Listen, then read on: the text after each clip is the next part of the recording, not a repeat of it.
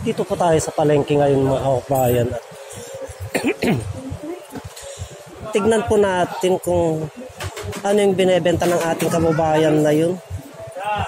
Para sa pampahid. Lapitan po natin mga kababayan kung ano ito. Pampahid daw po ito sa Rayuma.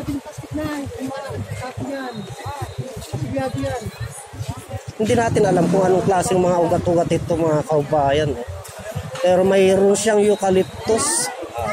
May balat ng ahas. Anong nagagamot niyan, sir? Yung mga alay, nalamigan yung likod. Ito sa tagumirit. Ito mga kaubayan, pag nasalubong ninyo ang ating kaubayan, anong pangalan mo, sir? Anong pangalan mo? Lito. Pag nasalubong niyo ang ating mga kaubayan na si Lito, kahit saan man po siya palengke niyo masalubong mga kaubayan, meron siyang ibinebenta ito. Langis ng sawa, may eucalyptus, may kahoy-kahoy. Ito daw po mga kaubayan ay, pwede bang tutukan yung mukha mo, sir? Ito daw po mga kaubayan ay panggamot sa mga lamig-lamig. Yan. Tapos ano pa, sir? Sugat. Paano mo natuklasan yan, sir? Manggagamot po ang gumagawa nito. Manggagamot. Kami lang yung seller. Ito daw po mga kaubayan ay produkto ng ating mga kaubayan na manggagamot, mangyan. Saan lugar galing yan, sir? Pwede bang i-testing mo sa balat ko yan, sir? Tetestingin po natin mga kaubayan kung ano talagang epekto niya. Anong pangalan nito, sir? Langis ng sawa. Ito, tinitesting niya sa aking kamay mga kaubayan. Tignan po natin. Masarap po sa pakiramdam mga kaubayan. Oh. Maganda siya. Kaya yung ating mga kaubayan na may Rayuma, meron siyang mentol mga kaubayan. Ayan. Yung eucalyptus siya, yung mentol niya, yung dahon. Ito yun, nakulay ko na, naluto na. Dating kulay green. Anong pangalan ng gamot na yan, sir? Langis nga ng sawa siya, nagtawag nila rito. Kung halimbawa may mga kailangan yan, sir, paano kita makontak? Yung number. Yung number naman. Taga-saan ka ba, sir? Dito ako muli sa Castillans. Saan sa Castillans? Sa Boracay. Sa may tulay doon. Saan sa Boracay? Doon sa may nagbunga.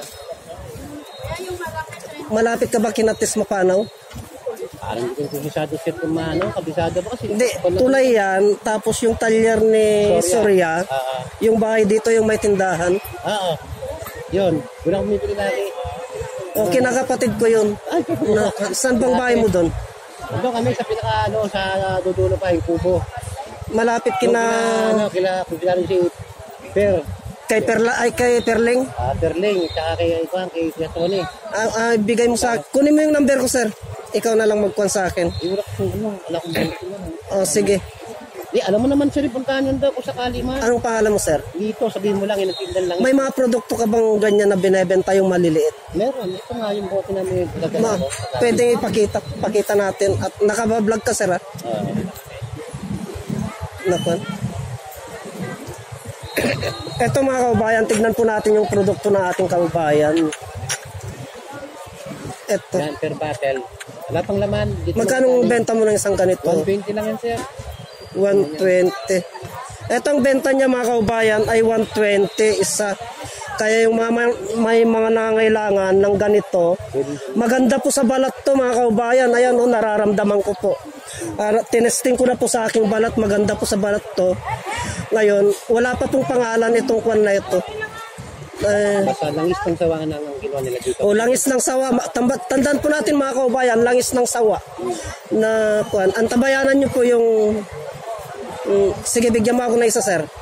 Pwedeng bigyan mo ako na isa tapos lagyan natin ng ganito, down. Down, sir? Kasi ilalive ko yan mamaya eh. Wala ka bang down? Wala dito, bukantay ko kuha. Wala kasi ito na to, tuyo na to, sir. Hindi, sadyain na lang kita doon. Kahit sabi mo kay Tess, patawagan mo ako kay Tess. Sadyain na lang kita doon. Si Juanito na kuan kamo. Si Juanito. Kailangan ko kontakin ko kamo kahit itong araw na ito. Kukontakin ako niyan. Tapos ihandaan mo ako ng ganito para ilalive ko. Yan mga kaubayan, maganda po siya, mentol po siya.